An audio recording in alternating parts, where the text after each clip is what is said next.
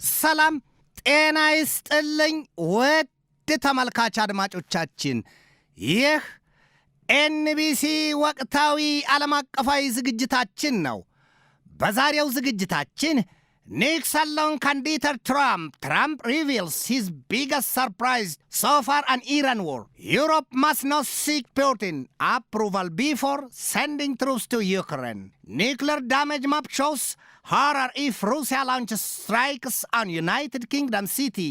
እንዲሁም የሩሲያው ፕሬዚደንት ቭላዲሚር ፑቲን ኢራን በያዘችው የአሜሪካና የእስራኤል ጦርነቷ ለኢራን በተራቀቀ ስሌት ድጋፍ ማድረጋቸው መነገሩን እንዲሁም ከመላው ምድሪቱ የተገኙትን አዳዲስና ወቅታዊ መረጃዎች አዘጋጅቻለሁ።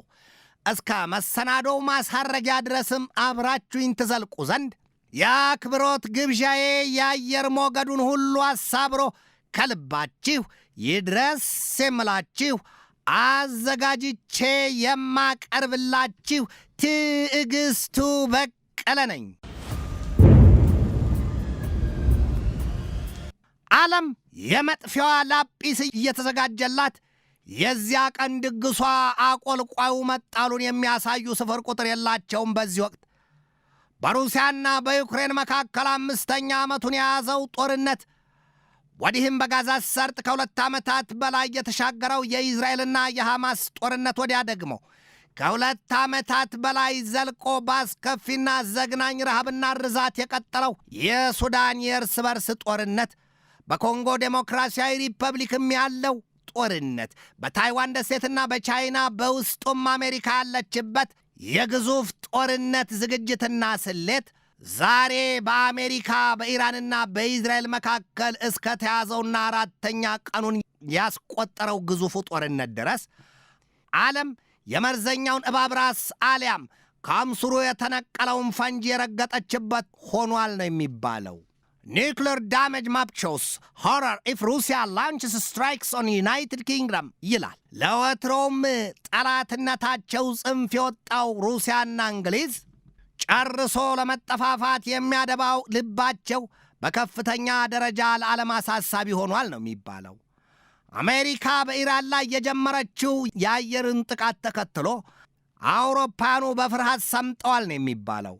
በተለይም ደግሞ ሩሲያ በእንግሊዝ ከተሞች ላይ ጥቃት ታውጃለች በሚል በእንግሊዛኑ ትልቅ ስጋት ተወልዷል። ሩሲያ በእንግሊዝ ላይ አንድ ጊዜ ወስና የኒውክሌር ጥቃቷን ከፈጸመች እንደ ካምብሪጅና ኦክስፎርድን የመሳሰሉት ከተሞች በጥቃቱ መውደማቸው የማይቀር ነው የሚል መረጃ ወጥቷል። ሩሲያ በመላው አውሮፓ ላይም ጦርነት የማወጇ ነገር የማይቀር ስለመሆኑም ነው የሚነገረው። የሩሲያው የቅስቀሳ አገልግሎት ኃላፊው ቭላዲሚር ሶሎቭየቭ በሰራው ሰፊ ዝግጅቱ ኤስቶኒያ ኢዝ ዌጂንግ ዎር አጌንስት አስ ነው ያለው። ኤስቶኒያም በሩሲያ ላይ ጦርነት አውጃለች ይላል። ገሚሶቹ ግን የለም ሊበሉ ያሰቧትን ርኩም ዶሮ ናት ካልሆነ በስተቀር እንዴት ተብሎ ነው ሚጢጥዮ ሀገር ኤስቶኒያ በሩሲያ ላይ ጦርነት የምታውጀው? ጉዳዩ ወዲህ ነው። የሩሲያው ፕሬዚደንት ቭላዲሚር ፑቲን ከዚህ ቀደም ከዩክሬን በኋላ የዚያን የባልካን ቀጠና ሀገራቱን ሙሉ በሙሉ አጥስልቅጥል ያደርጓቸው ተዘጋጅተዋል። እንደውም የምስራቅ አውሮፓን የቀድሞቹን የሶቪየት ኅብረት ዘመን ግዛቶች በሙሉ ጠቅልለው ሊይዟቸው ተዘጋጅተዋል የሚል መረጃ በአውሮፓኑ ዘንድ ሲነገርና ፍርሃትና ስጋት ሆኖ ሲገለጥ እንደነበር አይዘነጋም። ግን ደግሞ ኤስቶኒያ ሩሲያን ልትወጋት ጦርነት እያወጀች ነው በሚል የሩሲያው የቅስቀሳ ሰራተኛ ይሄንን ክስ አቅርበዋል። የሀገራችን ፕሬዚደንት አሉ ሶሎቭየቭ፣ የሀገራችን ፕሬዚደንት ቭላዲሚር ፑቲን በሀገራቸው ሉዓላዊነት ዙሪያ የፈለጋቸውን የመወሰን ስልጣንና መብት አላቸውም ነው ያለው። የሩሲያ ባለስልጣናት ይላሉ አውሮፓ የሚረዳውና የሚገባው የኃይል አማራጭና ቋንቋ ብቻ ነው። እናም ያንን እናሳየዋለን፣ በዚያ ቋንቋ እናናግረዋለን መሆኑ ነው። አውሮፓውያኖቹ በትንሽ ጎጇቸው መደበቅ ይፈልጋሉ። የዚያ ጎጇቸው ደግሞ በቀጥታ ይመታል በሩሲያ ጥቃት። ሲሉ ዝተዋል። አሁን ሩሲያ በእንግሊዝ ላይ የኒውክሌር ጥቃት ልታውጅ ትችላለች። ያ መሳሪያ ደግሞ በብዙዎቹ የእንግሊዝ ከተሞች ላይ አደጋ ሊጋርጥ ይችላል ነው የሚባለው። ሩሲያ ካዘጋጀቻቸው እንደ ብሮቬስትኒክ ኒውክሌር ክሩይዝ ሚሳይሎችና የኦሬሽኒክ ክሩይዝ ሚሳይሎች ውጭም የ800 ኪሎቶን ወይም 8 ሚሊዮን ኪሎግራም ክብደት ያለውና የሙቀት መጠኑም ከ180 ሚሊዮን ዲግሪ ሴንቲግሬድ በላይ የሆነው የኒውክሌር ጦር መሳሪያ ታጥቃለች ሩሲያ። ያ መሳሪያ በካምብሪጅ አካባቢ ቢፈነዳ ወይም ቢያርፍ ደግሞ 2.97 ኪሎ ሜትርን የሚሸፍን ስፍራ ወይም ደግሞ የግራንቼስተርስን የሚልተንና የተቨንቻንን የካምብሪጅን ዩኒቨርሲቲ ማዕከላዊ ካምፓስን ጨርሶ የመታሰቢያ ስፍራዎችን የሚያጠፋ ነው ተብሎለታል።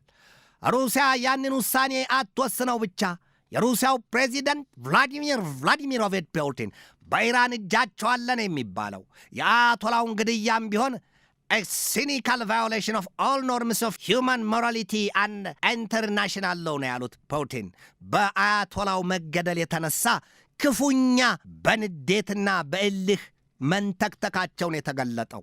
ሩሲያና ኢራን በፕሬዚደንቶቻቸው በቭላዲሚር ፑቲንና በማስዑድ ፔዜሽኪያን በኩል ለ20 ዓመታት የሚዘልቅ ባለፈርጀ ብዙ የትብብር ውል ስምምነት መፈራረማቸውም አይዘነጋም። ታዲያ አሁን ኢራን የዚህ መሰሉ ጥቃት ሲፈጸምባት ምሬቱ ሲከፋባት ሩሲያ ዝም ትላለች ወይ ከተባለ ዛሬ በወጣ መረጃ ምንድነው የተባለው? ሩሲያ claims World War III will undoubtedly begin as it issues concerning warnings to Western peaks. ዛሬ ምንድነው የወጣው መረጃ? ሩሲያ አሁን አሜሪካና ኢዝራኤል በኢራን ላይ ጥቃታቸውን ለሳምንታት የሚቀጥሉት ከሆነ የለም የሶስተኛ ዓለም ጦርነት ያለ ጥርጥር ሊጀመር ይችላል ስትል ማስጠንቀቋን የተሰማው። ይህንን የተናገሩት ደግሞ የሩሲያው ፕሬዚደንት ቭላዲሚር ቭላዲሚሮቪች ፑቲንና በቀድሞው የሩሲያ ፕሬዚደንትና ጠቅላይ ሚኒስትር ሆነው ያገለገሉት ዛሬ ደግሞ በሀገሪቱ የጸጥታ ምክር ቤት ምክትል ሊቀመንበሩ ዲሚትሪ ሜድቬዴቭ ናቸው። ሜድቬዴቭ ምንድን ነው ያሉት? ሰውየው ከዚህ ቀደምም በኢራን ጉዳይ ገንፍለው ሩሲያ ለኢራን የኒውክሌር ጦር መሳሪያዋን ልትሰጣት ትችላለች ማለታቸውና የአሜሪካው ፕሬዚደንት ዶናልድ ትራምፕም ክፉኛ በንዴት መጦዛቸው የሚታወስ ጉዳይ ነው። በተገቢው አይተነዋል። ዛሬም ቢሆን ሜድቬዴቭ ምንድን ያሉት? በኢራን ላይ የተያዘው ጥቃት የሚቀጥል ተሆነ በቀጥታ የሶስተኛው ዓለም ጦርነት የማይጀመርበት ምንም ምክንያት የለም፣ ያለ ጥርጥርም ይጀመራል ሲሉ በጽኑ አስጠንቅቀዋል። ሲያርሱት የማይጠቁር አለያም ሲወጉት የማይደማ መሬትና ገላ የለም ይላሉ ኢትዮጵያውያኑ። የአሜሪካው ፕሬዚደንት ዶናልድ ትራምፕ በኢራን በገቡበት ጦርነት ኢራን ለሰጠቻቸው ምላሽ ድንቅም ጭንቅም ብሏቸዋል ይሏቸዋል። ትራምፕ ከሲኤንኤን ጃክ ተፐር ጋር በነበራቸው የ9 ደቂቃ የስልክ ቃለ ምልልስ ኢራን ለተፈጸመባት ጥቃት የአጸፋ የበቀል ምላሽ የሰጠችበት መንገድና ፍጥነት በጣም ደንቆናል ነው ያሉት።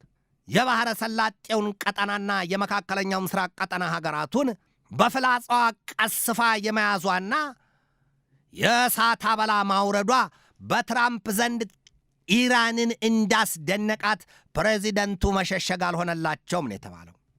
ኢራን ዛሬ በሳውዲ አረቢያ ዘልቃም የአሜሪካን ኤምባሲ መምታቷ ተነግሯል። ስለደረሰው ጉዳት ግን በዝርዝር የወጣ መረጃ ይህንን ዘገባ እስካጠናቀርኩበት ጊዜ ድረስ አላገኘሁም።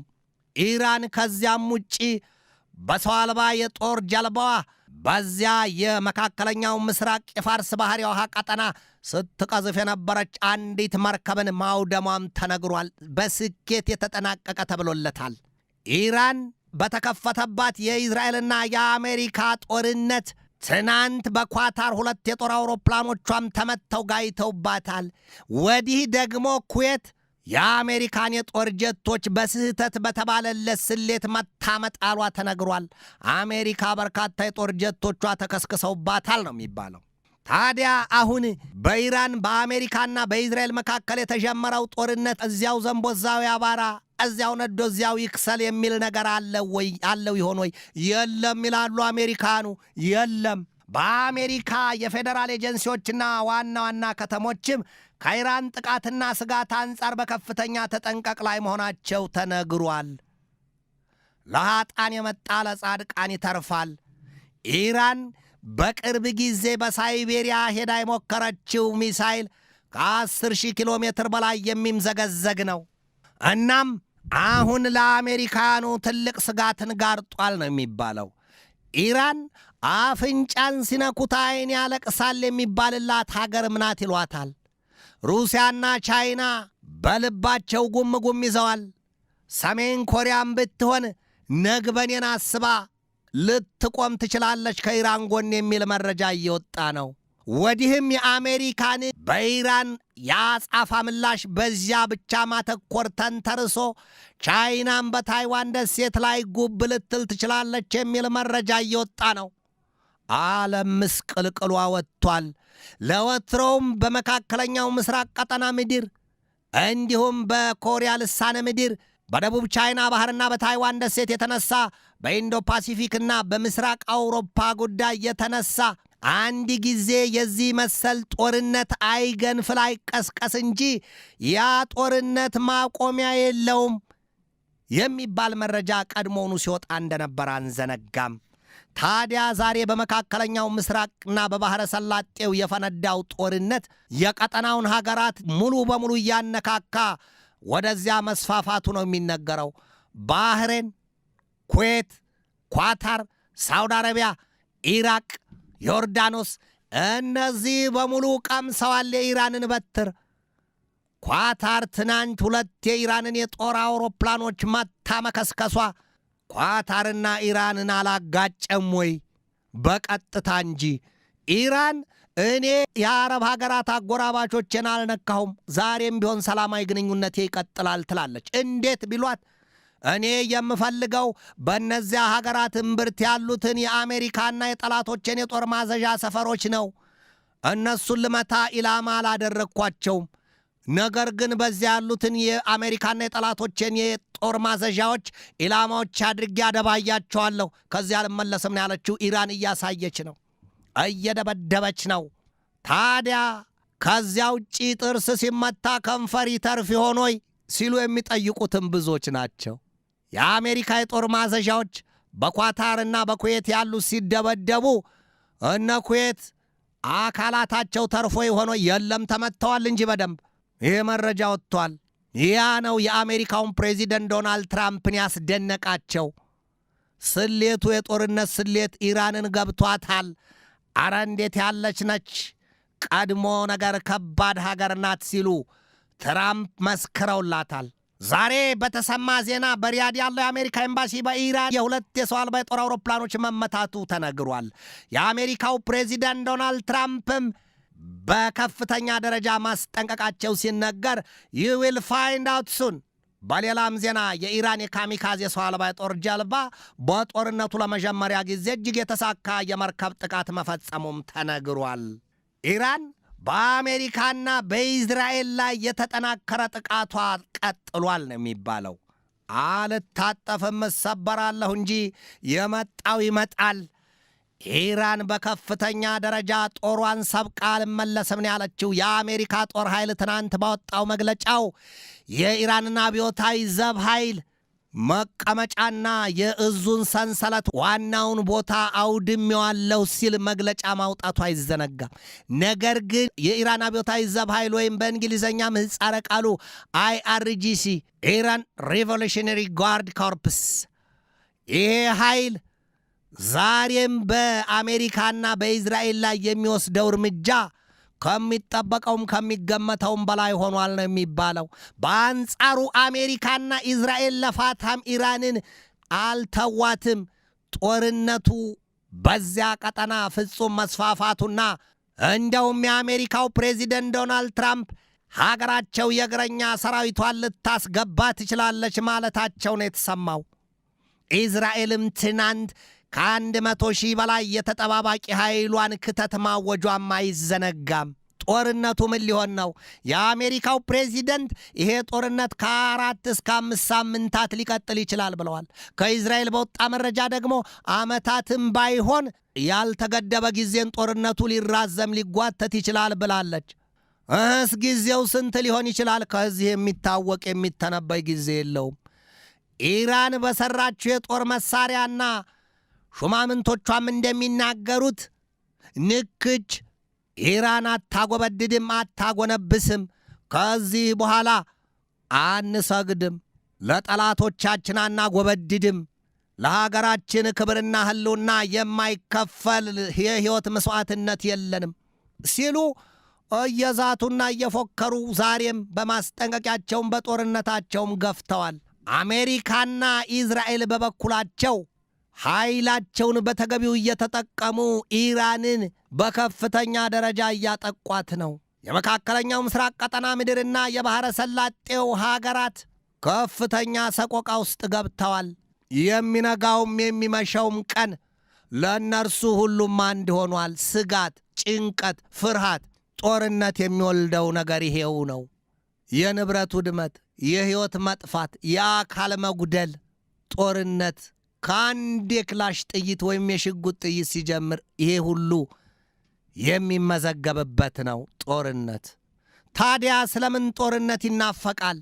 ስለምን መሬቱስ በጥይትና በአሲድ እርሳስ ይታረሳል? ስለምን መቆፈሪያና ማረሻ ብቻ አይበቃም? ሰላምን አንግቦ ስለምን የሰው ልጅ በሰላም መኖር ተሳነው? ምላሽ ያጣ ጩኸት ነው። ጦርነቱ ወደ ሌላ የሚስፋፋ ሌሎች የሚቀላቀሉ ከሆነ እንደ ሩሲያ አባባል የሚቀጥል ከሆነ የሦስተኛው የዓለም ጦርነት ያለ ጥርጥር መጀመሩ ነው። ቻይናም አታውጣው እንጂ እያልጎመጎመችና እያጉተመተመች ያለችው አሳስቦኛል እያለች ነው። ውረድ እንውረድ የሚባባሉ ከሆነ የሌላው መድረሻ ምን ሊሆን ነው? የዓለም ፍጻሜ ወዴት ሊያመራ ነው? ጥያቄ ብቻ ነው። ወደ ኤንቢሲ ተመልካች አድማጮቻችን የዛሬን በዚህ ተሰናበትኳችሁ።